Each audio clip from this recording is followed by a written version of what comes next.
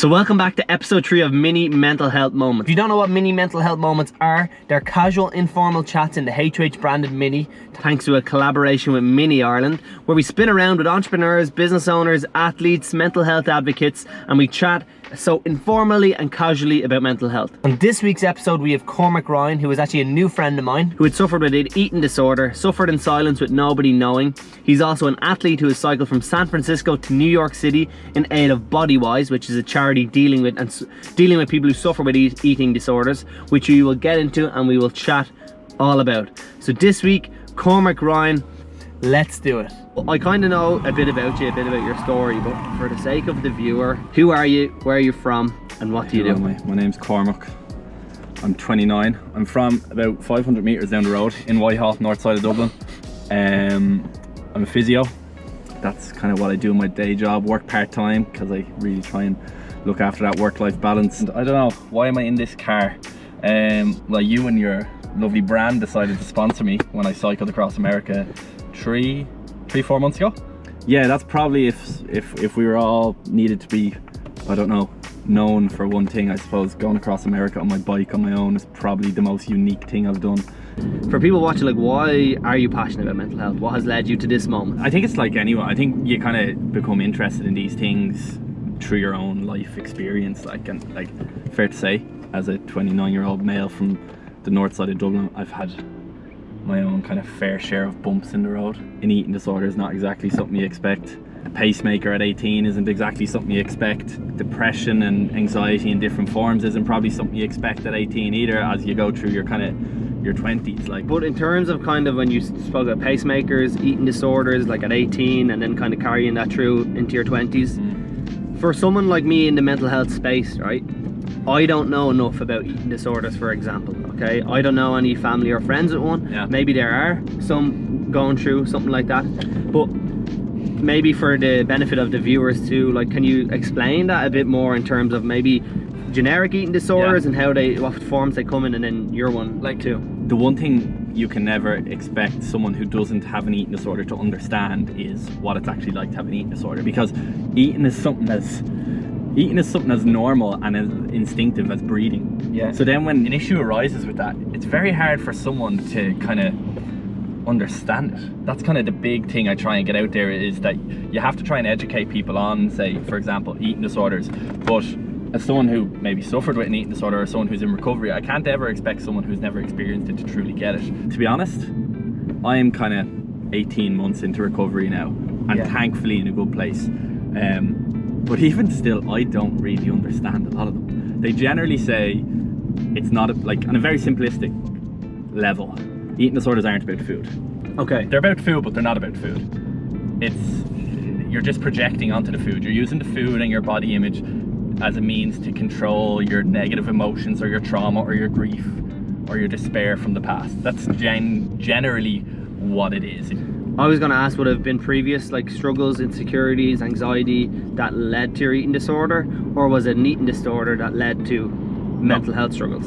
Some people get eating disorders and they're never really sure why, and there's a percentage that they're like, there's nothing in my past, there's nothing in my history, there was no trauma, and that can be really confusing for them. I consider myself lucky because I could pinpoint a 6-month period of my life where that eating disorder stemmed from. So I was 18, okay.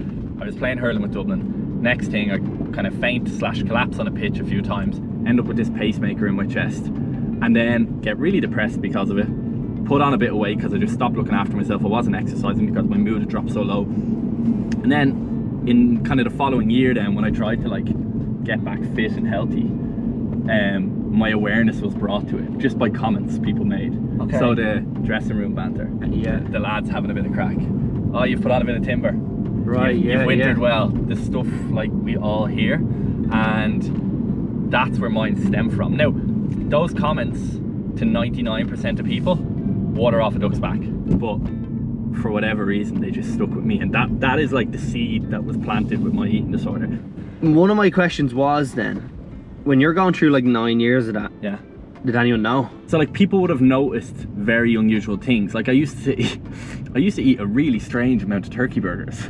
Okay, I really do like turkey burgers. You know, but you could hide under the kind of fitness blanket. So people are I would have been I wouldn't have like had the slice of cake, or I wouldn't have had the slice of pizza. You know, people would have noticed these things, but never did they think it was an eating disorder. They probably just thought, he's just super into fitness and health and looking after himself. In terms of like people noticing and making kind of remarks like, oh, he's afraid of carbs or whatever it might be, was there anyone in your like immediate family that knew, or close friends that knew? Like, would they have known, or did you just kind of suffer in silence with it for 9 years? The people closest to me at the time, at the very worst, would have said he's a bit obsessive with his food, he's a bit paranoid about what he eats. At the very worst, they probably would have just said, if someone had asked them, they probably would have said, he's just a bit funny with food. They still wouldn't have ever taught like fully fledged eating disorder. And the reason they wouldn't have was because until I started having panic attacks and bawling my eyes crying after I started eating something and I couldn't go into work anymore, until that point I didn't think I had an eating disorder. But I did, probably for 2 or 3 years previous. Because the biggest myth about eating disorders, Mark, is that people have this assumption that if your body weight is normal or you're not emaciated, that you don't have an eating disorder. Here's a question then. If you are like in a social setting, or a Christmas dinner or birthdays or stuff like that, how would you kind of navigate through those type of situations, or kind of situations with loads of people around? With massive amounts of distress. And is that what led to panic attacks? Yeah, part of it. Like, so the social situations, you'd be in massive distress, so you just like, to be honest, they'd be an absolute effort to go to, and the pain in the hoop. You'd try avoid them where possible, so I would have like backed out of a lot of stuff. You'd navigate them by avoiding them, and they cause an awful lot of distress. And what really kind of sparked it wasn't so much, it was gone past the stage of like social things causing like the actual like full-on breakdown, so to speak. Like, I got to the stage where I was eating dinners, I'd have a dinner and I'd have a panic attack the next morning. So it was that far gone. When you eat dinner the night before and the next one you have a panic attack, what are the thoughts going through your head before the panic attack? What brings it on? Like, it's so rational now, and when I say it now, I can't figure out how my headspace was there, but it was like, you've put on a stone and you're standing in front of the mirror and you're picking. Like, I used to have bruises, you know, and you'd be trying to hide them, but it was like, I've put on a stone, you're too heavy, you shouldn't have eaten that, why did you eat that? And it's just really like self-loathing. It's like, why the F did you do that? Like, you don't deserve to do that, you don't deserve to eat. You're not allowed to eat breakfast today now, you're not allowed to eat lunch, and we're gonna see about it when it comes to dinner, and then you do your best to try and not eat dinner. Like, it's, to be honest, it was, you kind of just lose who you are in every sense of the word. Did anyone at work notice? The crew in Kappa would have probably had their concerns over the last 6 months that I was working there, because we'd go for breakfast and I'd have a black coffee, and we'd go for lunch and I'd have like a protein bar and a packet of popcorn.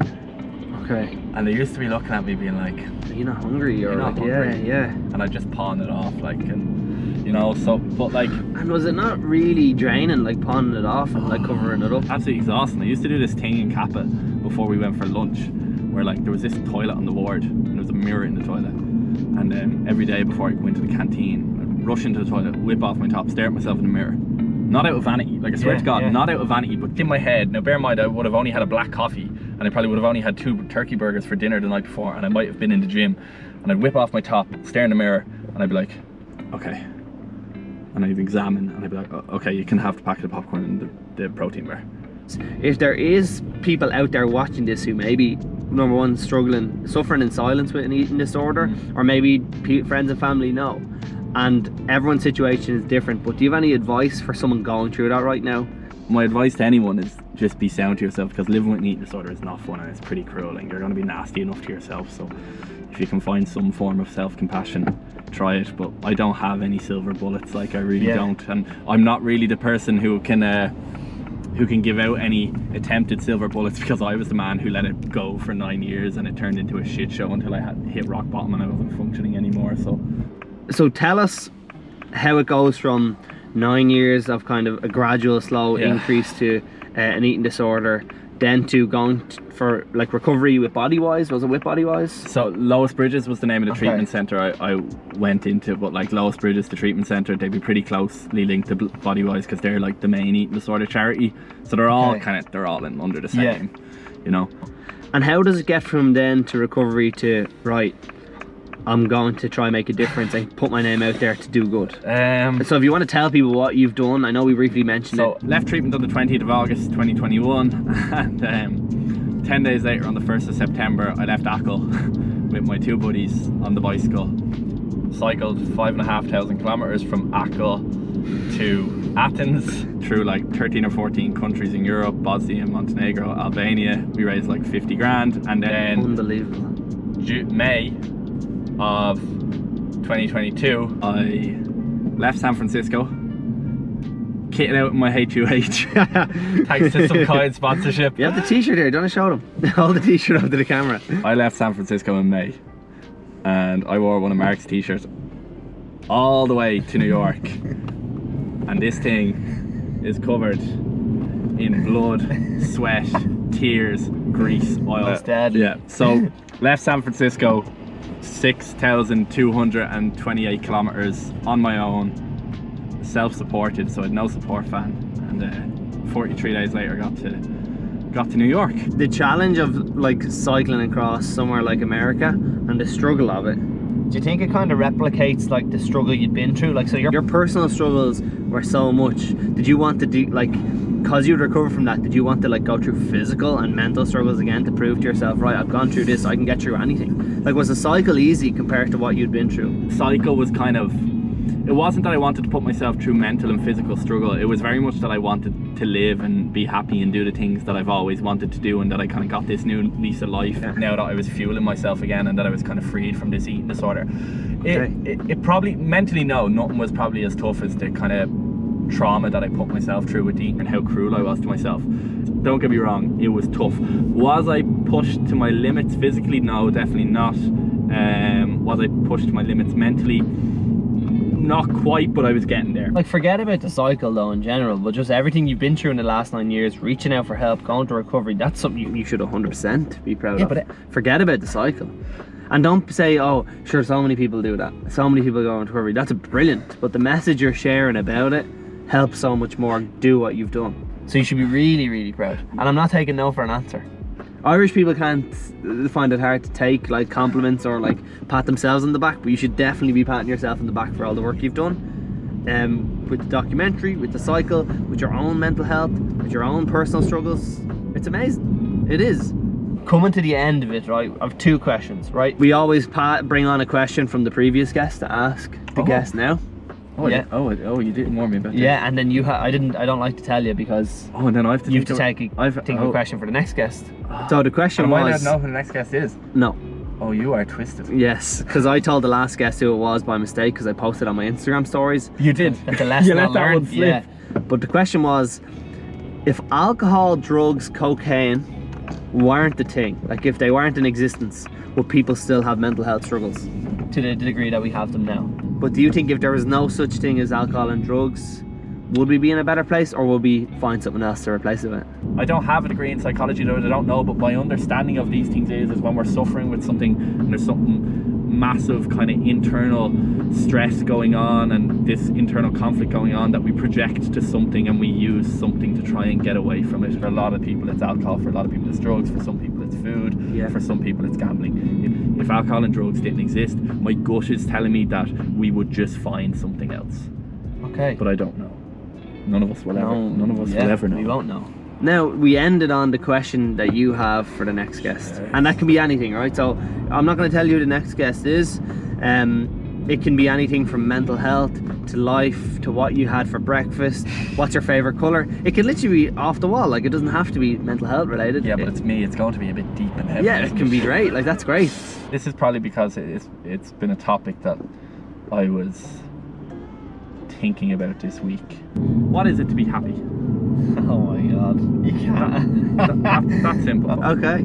Because that's a tough question. What is it to be happy? Because I know my version of what it is to be happy has changed so much over the years. Like 3 years ago, what is it to be happy? My body composition is lean. Yes. Would have been my answer 3 years ago. Genuinely, if I'm being brutally honest now. Yeah, I love That's what I would have said.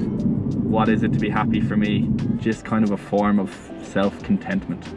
It is kind of really, it's not what I'm doing or what job I have, or definitely not how much money I have. Well, see, that's an amazing question because it's different for every single person in the planet. I will pitch that question from Cormac Ryan to the next guest. Next guest. Right, that's pretty much it. That's a good job. We'll wrap it up here. We're back in Whitehall. Over and out. Cormac, thank you very much for coming on. Any final words for the viewers? Can I have a car, Minnie?